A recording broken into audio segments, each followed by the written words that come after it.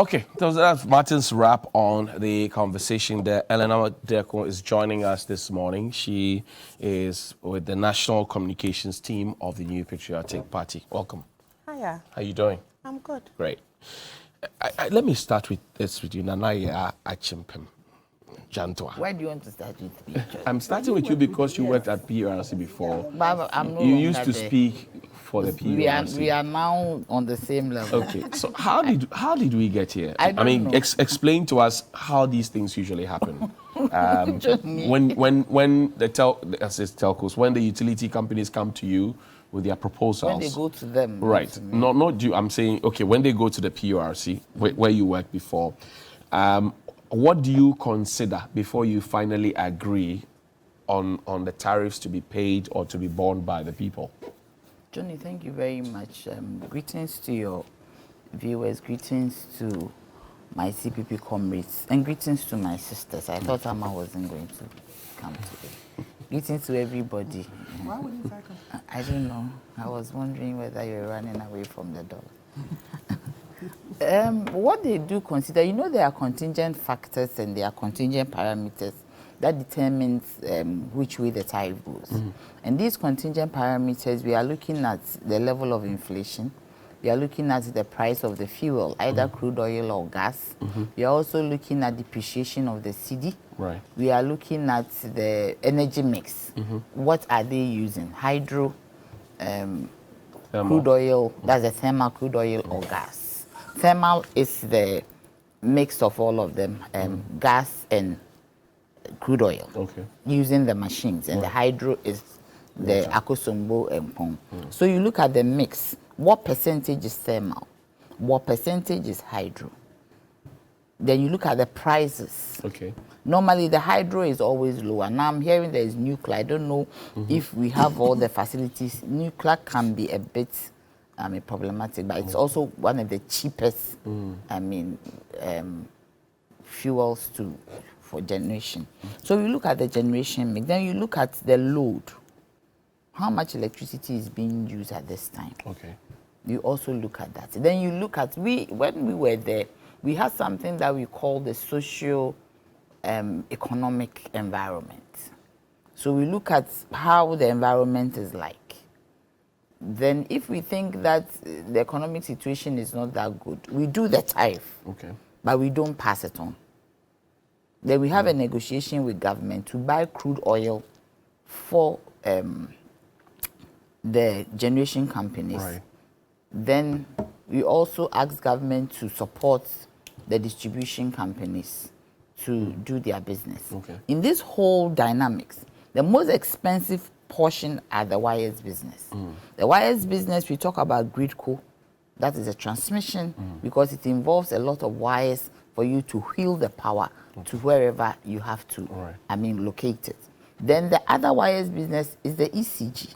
That one is very frequent replacement of, all these cables and wires. And the thing about it is that the fundamentals concerning these operations is that it is forex denominated. Nothing, most of their, maybe apart from their salaries, most of the activities, operations is dollar denominated. Even the cables, they buy some of the cables in Ghana, but the materials for even producing the cables, manufacturing the cables, is dollar denominated. So largely, you have to look at all this, and you have to also look at the stakeholders. What are they saying? Because the law requires us to do stakeholder consultations and also public assemblies. And when you do the stakeholder consultations, that is where you talk to organized groups, CSOs, energy institutions, to get their take on it. So you present the proposals from the utilities to them. One thing I forgot is that the utilities will bring a proposal to the PURC, and the PURC would interrogate the proposals. How do they do that? Because I've always had a question to ask. If ECG is not chasing after people who owe it, if they are not checking illegal connections as much as possible, Ghana Water is not doing the same. Bus pipes here and there, people misusing water and not paying for it, connecting illegally. Do you consider all those things before a PRC arrives, and I'm not making you the PR of PR. I am Forgive not. me. You are making Forgive me. me. I'm very we uncomfortable. need the public education. Forgive me. I'll take your own views on what you make of this. Because it's not my job. I know, but institutional memory is good. Do you consider? Does the PRC consider all these things and these concerns by the public that perhaps they are not being responsible enough to protect the commodity that they have with their giving to us, and then they just will run to the PRC to say increase the tariff? We will look at all the figures that they bring to us in tandem with all the debt. And that is why sometimes we say, government, you owe this, so take up this, so that the consumer, at the time, consumer will be relieved. Okay. I was a bit mortified yesterday when I saw the Auditor General's report, and about 7 billion Ghana cedis, I wouldn't say lost, but cannot be accounted for through power sales from VRA and NETCO, and also the debt that government owes them, inclusion of also the COVID-19 levy. If you remember, when the tariff came up, the CPP said that the government should use the COVID-19 levy to do what? To pay for consumers for the next 3 months. Right. So that, we'll be relieved till things get better. Yes, of course, when the PRC is doing their work, they consider the losses of the utilities. Losses, we have two kinds of losses. We have the with ECG, we have the commercial loss and we have the technical loss. As you wheel the power along, as you distribute electricity, you lose some. And depending on the kind of equipment, depending on the kind of things that you have to do your work, you lose some. And that one will account for the technical losses. That one, some improvements in the system would reduce it automatically. But the problematic one is the commercial losses. That is where you're talking about illegal connections, bills that have not been paid. Right. There is a benchmark loss of 21%. And that benchmark loss of 21% is accounted for in the tariff. So once that benchmark loss is accounted for, anything that you do beyond 21% is your loss. It is the loss of the utility company. Right. So that one is not passed on to the consumer.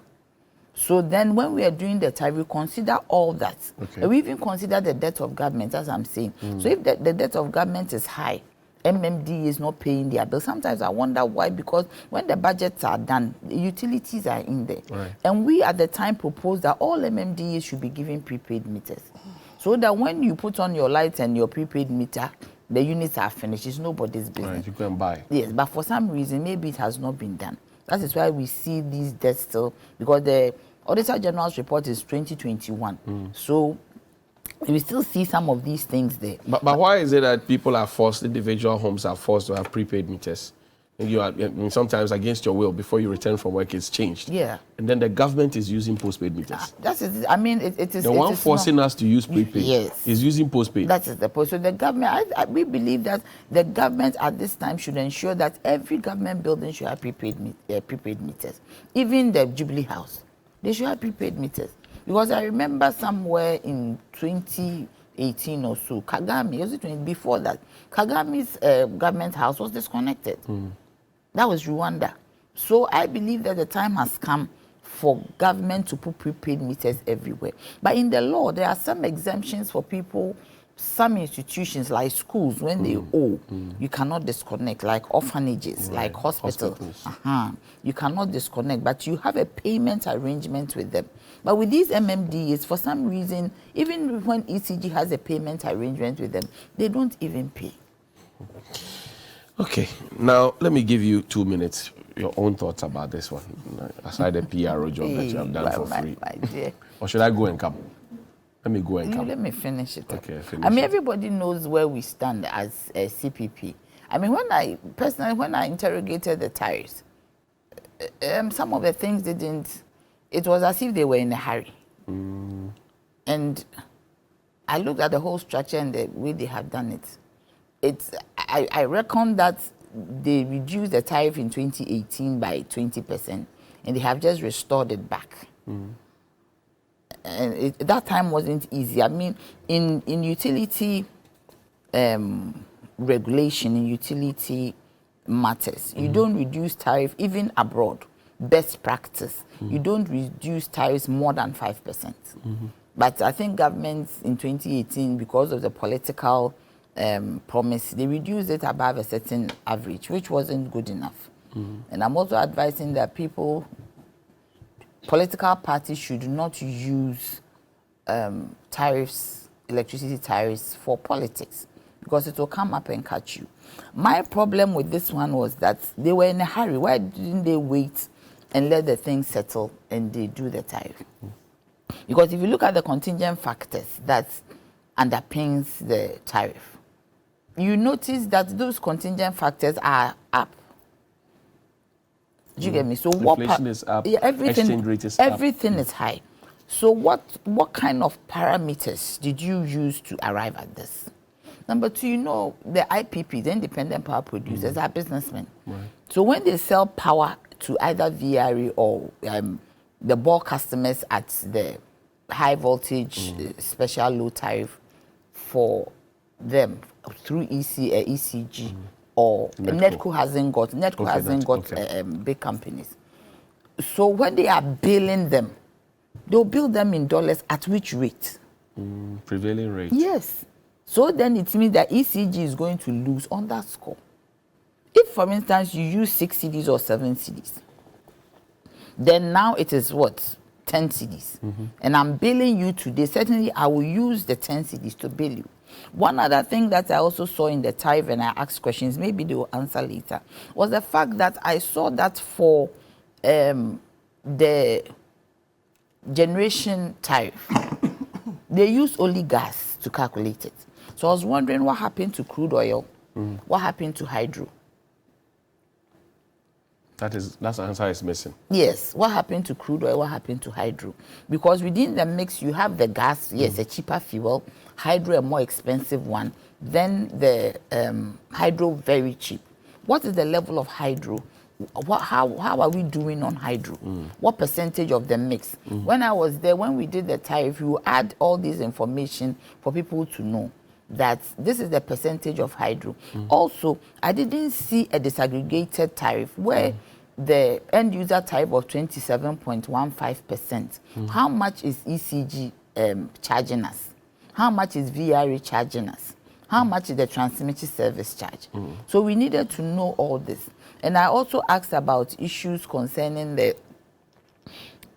classes, the non-residential class, where they said that they have given them some subsidy. That class that they said they have given subsidy, it should be reclassified by businesses so that the carpenters, the hairdressers, and all those small businesses will be put on another level, maybe 0 to 200 classified, exclusive, like they done with the 0 to 30. So classified, exclusive, so you are getting a special tariff. It is not there. They are all lumped up as a whole. And that's a problem. And that is a problem. Amma, let me start with you from where she ended. Lifeline consumers, it used to be 50 kilowatts per hour.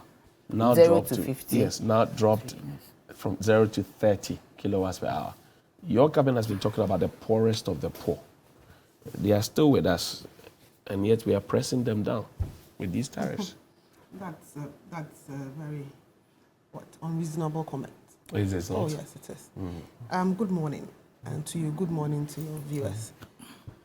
From what Auntie I is saying, I'm learning quite a lot. A lot of us do not really know what really goes into all this tariff formulation. What we know is the utility companies will come up with what they want. If you remember, earlier on this year, a few months ago, they came up with these huge tariff increases, somewhere 100 and something percent, and we all went like, what's going on? And then they started the consultations, and eventually they came up with this increment. So it's good Auntie is here, as he said, institutional memory, and she's given us exactly what goes into it. Honestly, if I hadn't heard you today, I really didn't know that all these things were taken into consideration. But it is for the technical people. The important thing is that it has come. How much am I paying? So I'm asking on behalf of the poorest of the poor. You say it's unreasonable. Yes, it's an unreasonable comment, because we have to ask the utility company. Unfortunately, you are not their PR.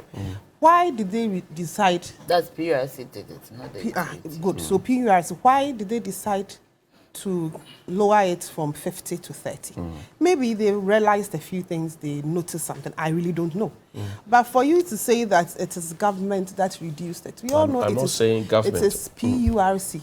We've all agreed that PURC is the one that has to do it. Based on a proposal from the utility companies. Which CEOs are appointed by government. I'm sure they have their reasons for doing it. We should ask them to come and tell us why. Maybe they have other things in it that are going to help those who need it. But for me, I think it's unreasonable to say that they are pressing down on the poor. I don't think so. I believe there are reasons. Unfortunately, I don't know why they did that.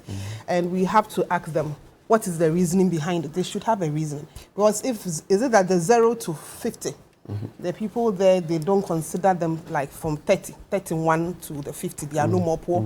What did they... That's the question I asked. We have to ask them. We have to ask. And I mean, what parameters? I don't know. I haven't heard from them.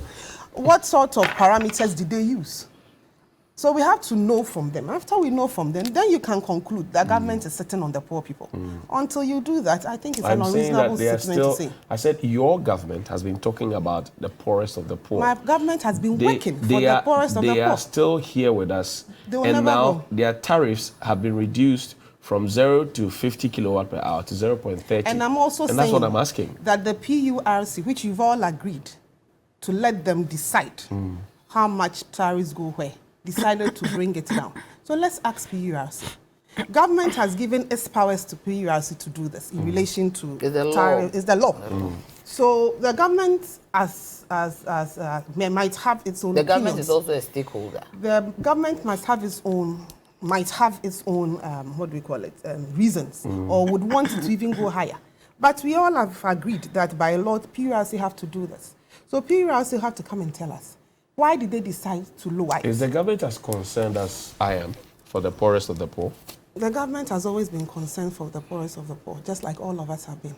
Because it's government through its actions and everything shows us that it is concerned. So PURC have to come and explain to all stakeholders, including you and I, why.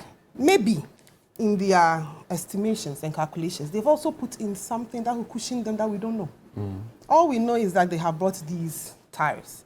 If it has, as I said, if it hadn't been fancy, some of us really didn't know all the things that go into it. So the education too is good. The education devoid of the politics. Now we all know she's worked there before. Now she's telling us, we're all going like, okay. But to state that government is so one of the things that Nana Johnson mentioned was that the PURC could have waited for the factors that were considered before they arrived at this tariff increases to have come down. Exchange rate drops, price of crude drops, inflation drops, and then they can push it in. Now everything else is high, and then they still are pushing the people. Are we still working for the poorest of the poor? That's why I'm saying that PURC also considered the utility companies. But PURC doesn't work in a vacuum. PURC had to work with all the things that the utility companies brought in. Even with all these high things, they still had to look at the profitability, how we are going to keep these what do you call it? Utilities running and going. And so for me, as much as... Do we know how much government is supporting this whole enterprise with Adonai said?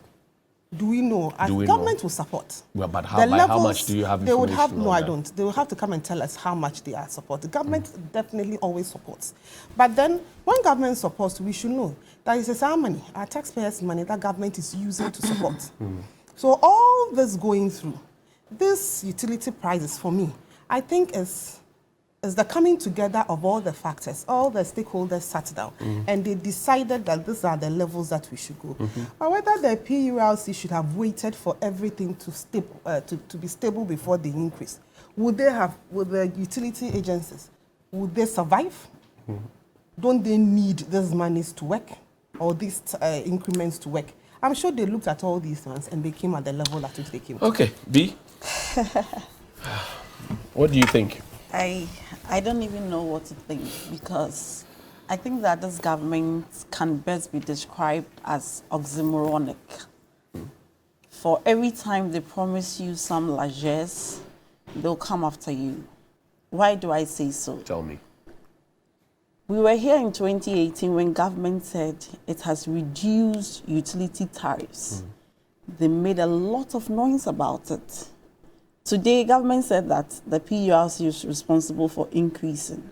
So I want to find out, is it the case that the government is responsible for reducing, but when it comes to increasing, it is the PURC? Maybe Nana Janto can help. It was a bit incongruous to my mind when government said they are reducing the tax. And I heard actually they went in there to do the calculation. So you were surprised that government took credit when it was reduced? It is not your duty to reduce. But now government is fleeing from the increases. Okay. You know, I have consistently made the point that the NPP government is a government of no principle. They just speak when they have to speak without recourse to either the law, acceptable practices, or even what will occur in future. You've seen how Dr. Bawumia's video are being played everywhere, and practically for all the utopian theories that he churned out today, we can't find even one anywhere. The theories are no longer holding. Why do I say that? Tell me. Johnny, we were in this country when we all know that after the Akosomo Dam, which had a capacity of about 1,020 megawatts, could not sustain electricity generation. And so government after government decided to use some ad hoc measures for whatever reasons best known to them. And it became known as load shedding. Then came the man, President John Mahama, who said that for how long can we continue to do politics with our energy sector? So let's give the PURC their independence in accordance with law to operate. Then emerged their distinguished speaker, Dr. Bawumia and Nanado, saying that the NDC was responsible for increasing utility tariffs, that the NDC was insensitive, that President Mahama had no clue what he was doing, about what he was doing, and they used all sorts of derogatory adjectives to describe him. And then today, this morning, we are here coming to talk about utility tariffs, and all of a sudden, the laws have changed under them. The government is not responsible.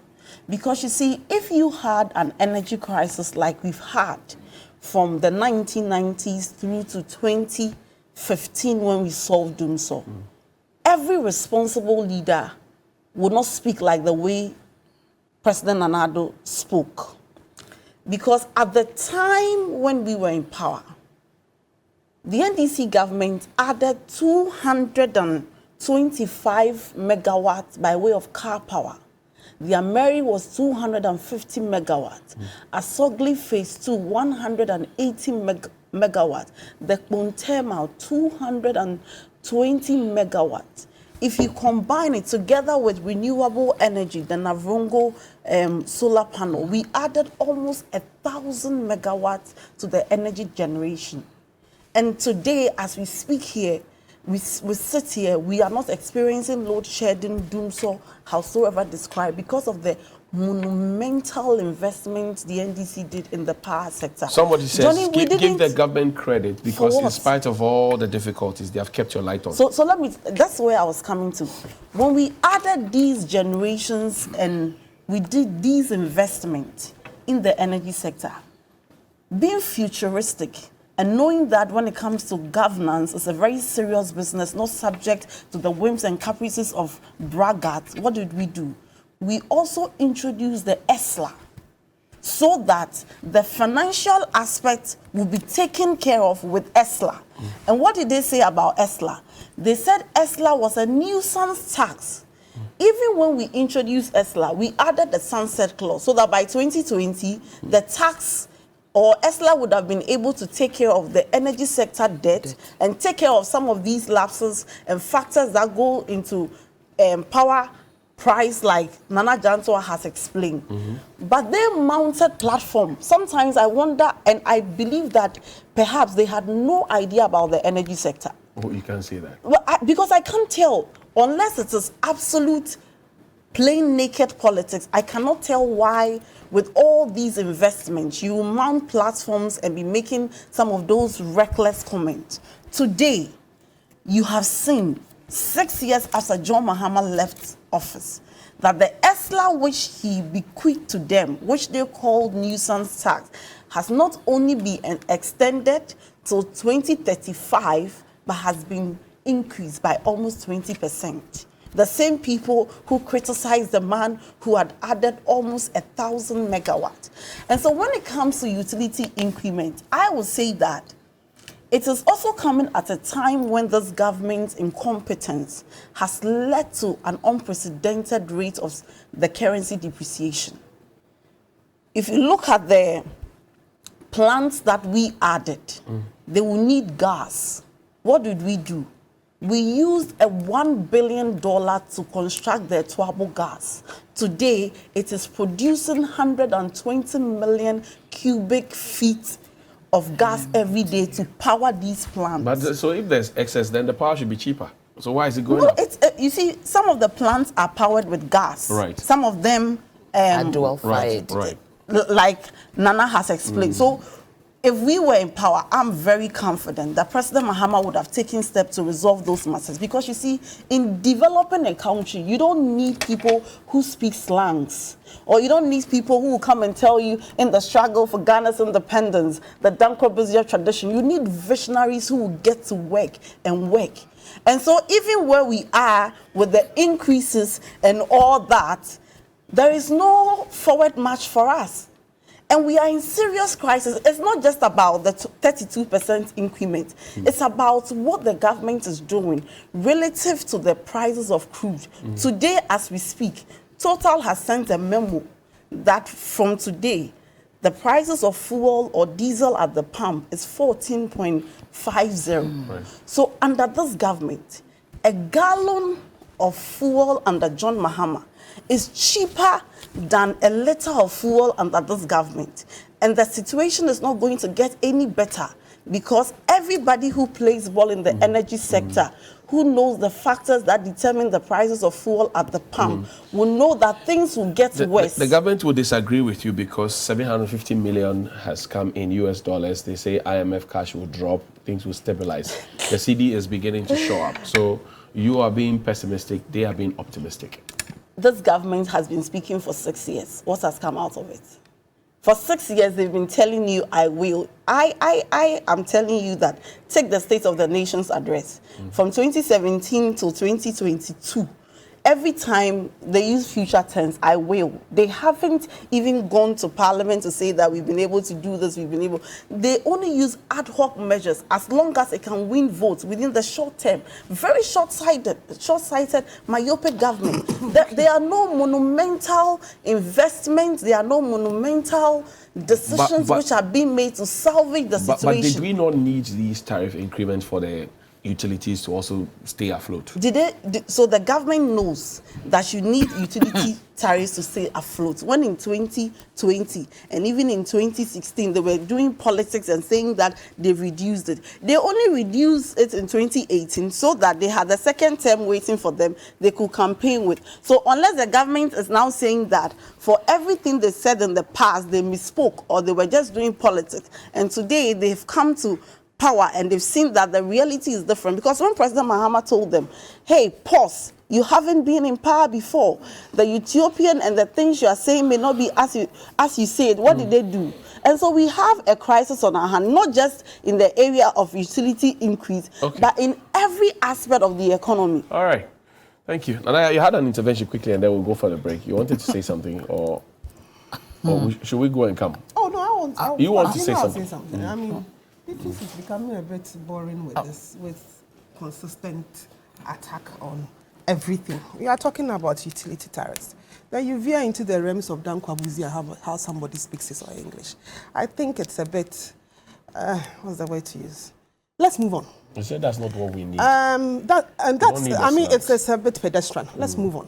The important thing is government or PURC through government and other stakeholders want to looking at everything we've gone through as a country. If you are comparing what we are going through now in the last 6 years, compared to the doomsday that we slept in, and you come and tell me that it is the doomsday and everything that I went in, I experienced it personally.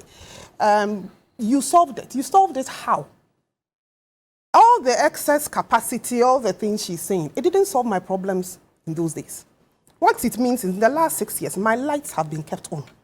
So So if I had to pay a little extra to make sure my lights are kept on, why not? I thought Dr. Baumia So said that for me, it was John Mohammed's government that fixed Dumso. In the early days of the MPP government. For me, Dr. Baumia did say that even if you think you solved it, which I don't think they solved it. They did. Please, I beg you, that one they did. I don't think they solved it, No, because they I did. slept in Dumso for me. From where? I was in darkness When? throughout the whole of 2015, the whole of 2016. Oh, it is not true. I was. It is so not true. if a government has been able to keep the lights on for No, it 6 is not years, true. It's not for me, I think the government has done well. You can postulate and say all manner of things that you want to say. You took Nana Ajanto as Well, she wasn't professional. speaking, Now she's giving you information. It's political. You are rejecting it. No, Hold on for it's me. political. It's always political. The information she's giving me is political. Which one? My point That is Dumso was solved is political. Which one? when was Dumso solved? I mean, Oh, when you try 2015. and twist you see, facts the point is as that it is. In 2015, I slept in darkness. Maybe you So are what the are you only telling one. me? The point is How that do you tell I'm the only one? Yeah, of course, because I was there and I know that the TRC. it was solved. It wasn't. Please, It wasn't. solved. At what point At what was it point? solved? Oh, the 2015, by the time car power came in, I don't remember very well, but I decided to, by the time car power came in, the thing had been resolved. And the whole of 2016, you So see, the whole of there's a 2016, the difference. darkness Listen, I slept in, what no, was it? there's a difference between the Dumso and interruptions in the system. We need to, the Dumso one is like a problem, consistent. And the power interruptions where the utilities have problems. And so the Do you- power interactions do you can get- go on for No, but I don't 2, think 3 days, I 4 don't. days, Sometimes a week. You see, sometimes these utilities, and we had issues with especially ECG. If especially your issue is localized, and sometimes I experience it, and you don't know who to call. My dear, you stay in for 3 days. You see, when it is that 3 days, then it means it's a localized problem. There is no Dumso that goes on for 3 days, because there is a schedule.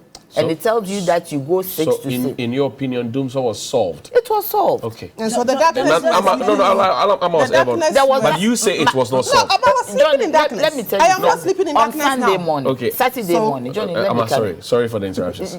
On Saturday morning, I came from an all night, very early, 5 a.m. We finished at 5. When we were in church, the lights went off. My church is in my area. When I got home, it was off. Immediately I saw the thing. I said, this is a system collapse. So I called somebody. They said, yes, it is from Gridco. Do you get Okay. it? So you need to know the difference between a generation problem that is causing a wider distance and a localized problem. localized Okay, problem. allow me. I'll give you. Amma, sorry point for the is, interaction. I slept in darkness. Okay, for 2015, 20, and all of 2016. Okay. So you, For me, It is not Dumso true. was not for solved me, for you. for me, whether it is generational problem, whether it is ECG problem, localized. whatever it was, I slept in darkness. In the last 6 years, I have not slept in darkness. I have also slept in darkness. For in the last 6 years, I haven't slept in darkness continuously for a week, 3 days, That is not 3 days, true. 4 days. It The depends only on where you time live. that the lights went off, we were told that Gridco was changing its lines. It was publicized. We all heard it. In fact, we heard the is not the Minister only time. of Energy coming to tell us with a list that we are changing our lines here and here. The Kasua substation, CC. whatever it was, we were told. But in 2015, 2016, you cannot tell me that what I experienced wasn't Dumso. What was it? Okay, Beatrice. Johnny, We'll have to go for a yes, break. Yes, so- just 30 seconds. I think I have mastered the art of emotional intelligence. And so when Amma says that my arguments are pedestrian, I won't respond. I won't be bored. But I just want to put her on notice that if I give her some subtle jab, she shouldn't flare up. But I'm okay. I won't respond. I won't be annoyed over it. What I'm talking about. The We are part- talking about Okay. PURs. So I just want, And then I just you want decide that to go to be on personal. notice. And I keep on, yeah. I also give you notice. Then when you go personal, I also go personal. You I went every time personal, you- I haven't I said just said anything. what I just said. That move on. And now if you want You to said go my personal, arguments personal, were we will go. pedestrian. Because she has this tendency I of didn't going say personal, and I keep on anything. telling her. Okay. If you go, we will go. It's as Okay. simple as that. So, If you go, we'll Yeah, go. I'm We are okay. going. We'll come back.